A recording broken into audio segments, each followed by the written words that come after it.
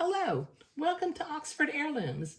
This is video number 23 and it will be the final video for project number 1, making heirloom bubbles for girl cousins. Now today I need to weave my silk ribbon into the sleeve of the garment. Okay, now I've got some 1/4-inch pink ribbon that I'm going to weave in. I have cut this length 30 inches long. What I generally find is for children who are age 2 and under, 30 inches of ribbon is plenty for the arms. For older children above the age of 3, I'll use 36 inches of ribbon. Now I've done a little bit of prep work on this sleeve cuff. I'm going to insert the ribbon starting at the sleeve seam on the bottom of the sleeve. Now what I've done, I want the ribbon to come out and tie into a bow at the center of the sleeve. So I have, with my blue fabric marking pen, I've made a little blue mark on the beading of the entredeux beading because I already had my blue mark on the inside from where I sewed the cuff. I'll put some water on that spot and make it go away once I'm finished. But I'm going to use my seam ripper, it's just a seam ripper, to push the ribbon through the beading. Now, I have found that it's very helpful to cut these ribbons at a diagonal so that they slide into the beading a little bit easier.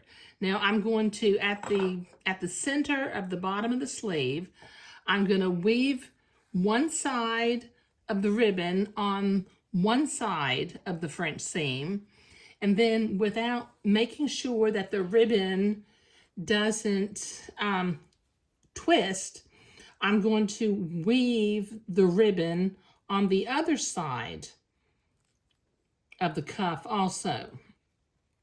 And I can use my seam ripper to reach in there and grab the ribbon so that I can pull it through. Now I've got it started, as you can see, at the French seam on the sleeve.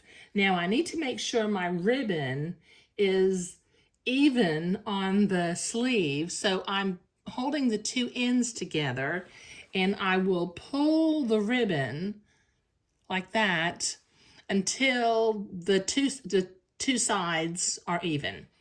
Okay, now it's just a matter of weaving the ribbon in and out of the holes of the beading until I get to my little blue mark.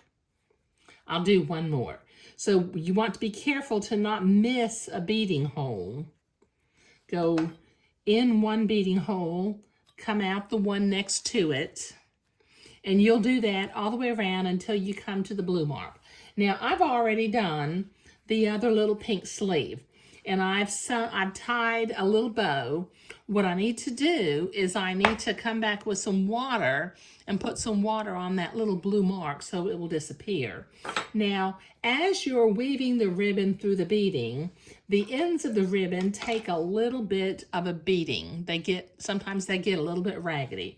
So just take your embroidery scissors and clip the end of the ribbon off at a diagonal so the ribbon will not unravel. And that will neaten your ribbon up a little bit. Okay, so I've got to finish doing this on this sleeve, and I've got to do the blue bubble, but we are now finished creating these bubbles. One thing I did, I think I mentioned in the last video that at the top and bottom of the bodice, I would tack down the entredeux inside with a needle and thread, and I did that. Okay, now just as a little teaser, I've got project number 2 lined up already. I'm going to be using this pattern by Wendy Schoen to create a day gown.